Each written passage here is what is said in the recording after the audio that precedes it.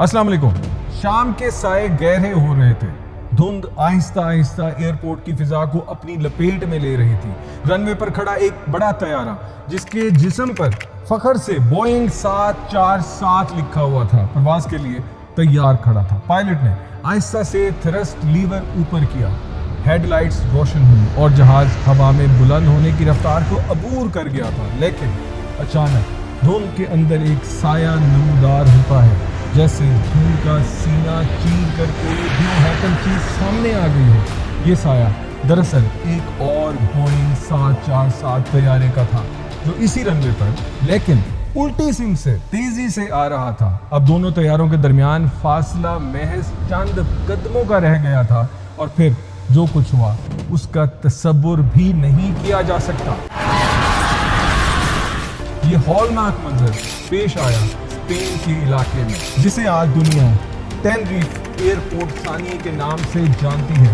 ये हादसा क्यों पेश आया, कंट्रोल टावर क्या कर रहा था और किस एक गलतफहमी ने तारीख का सबसे बड़ा फिजाई हादसा जन्म दिया।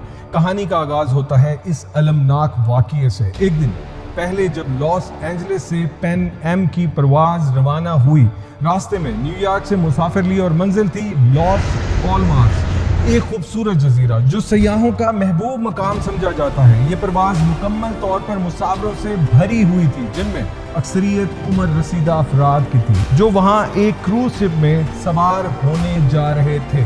इधर नेदरलैंड के शहर एम्स्टर्डम से KLM की एक और परवाज जो कि बोइंग 747 थी, इन्हीं जजायर की जानिब रवाना हुई। दोनों तैयारे अपनी अपनी मंजिल की तरफ बढ़ रहे थे जब अचानक लॉस पाल्मास के एयरपोर्ट पर एक फूलों की दुकान के सामने एक मशकूक बैग रखा गया।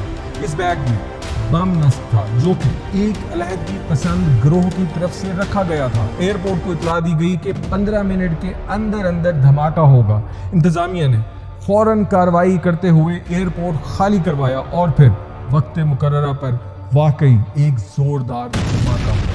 इस धमाके के बाद लॉस पाल्मास एयरपोर्ट को फौरी तौर पर बंद कर दिया गया और वहां आने वाले तमाम परवाजों को करीबी टेनरिफ एयरपोर्ट की तरफ मोड़ दिया गया। यूं KLM की परवाज को भी टेनरिफ एयरपोर्ट पर उतारा गया। इसी तरह पैन एम की परवाज भी रास्ते में थी, उसको भी वहीं भेज दिया गया था। अब मसला ये था कि टेनरिफ एयरपोर्ट एक छोटा सा पहाड़ी एयरपोर्ट था जहां सिर्फ एक रनवे था, एक टैक्सी और एक छोटा एप्रन था। जब दोनों तैयारे वहां पहुंचे तो फिजा साफ थी, लेकिन चंद लम्हों बाद